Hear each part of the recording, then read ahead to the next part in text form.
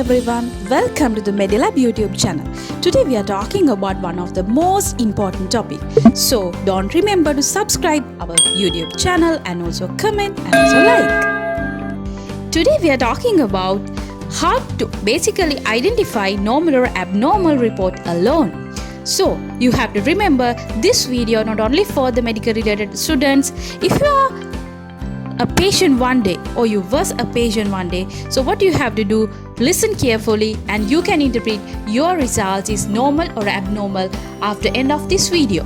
So there are basically 3 steps. First step is you have to identify basic structure of a laboratory report.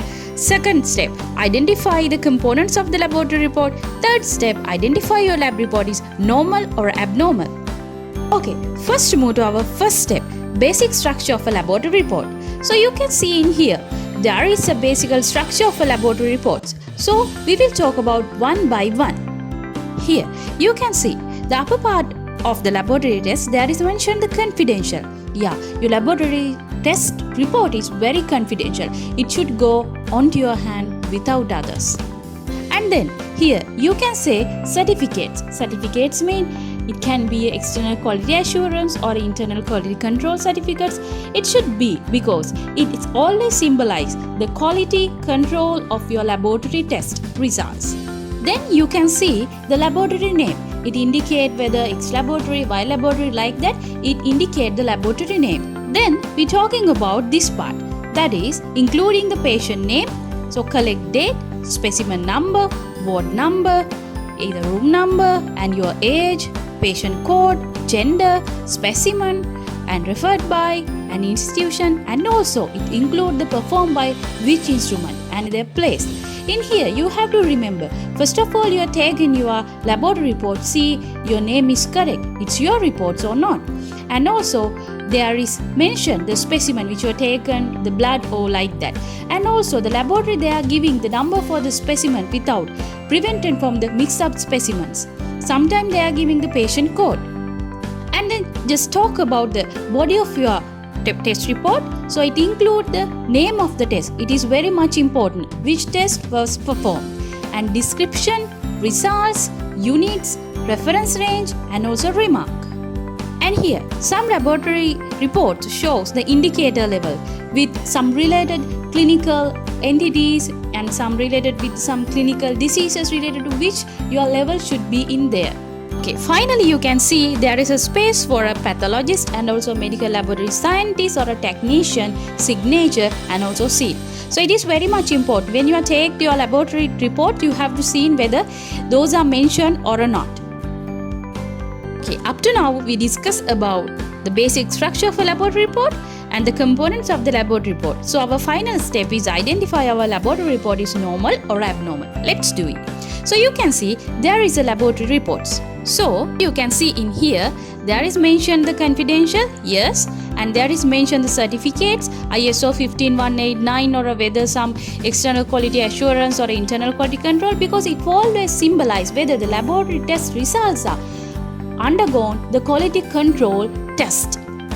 So then it's mentioned what is your laboratory name. So example, it mentioned the X laboratory services. Then it mentioned the patient name like Mr. X, and it should be there because if you have taken your laboratory report, first of all you have to see this laboratory reports is your or not.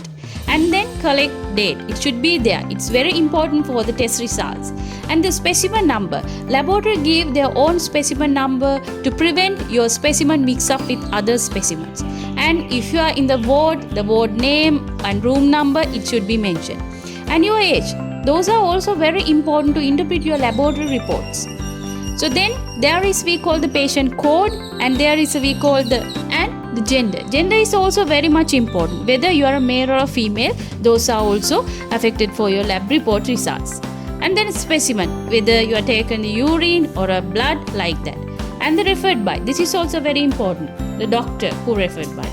And the institution, that means where the laboratory test was performed and the performed by. Some institutional they said the what is the machine which performed that laboratory test. Those are very important when there is any error is happening, so they can go through those results. And then we're talking about the test name, that is mention the lipid profile, and there is a description. Examples are the cholesterol total, cholesterol HDL, triglyceride rank, and there is a result, which is your results, and the units, which units those are measured, and the reference ranges. What do you mean by the reference ranges? That is, the reference ranges mean the levels which have the normal healthy individuals. So, how do we interpret your report results is normal or abnormal? Example, when there is a cholesterol, the total result is 190 milligram per deciliter. So, reference range is less than 200. So what do you mean by that? Now your result is lower than 200. That symbolizes your result is normal. And example, the cholesterol HDL. This result is 70 milligram per deciliter. And the reference range is, here you can say it is higher or equal for a 45 milligram per deciliter. Now your result is 70. That means your results are normal.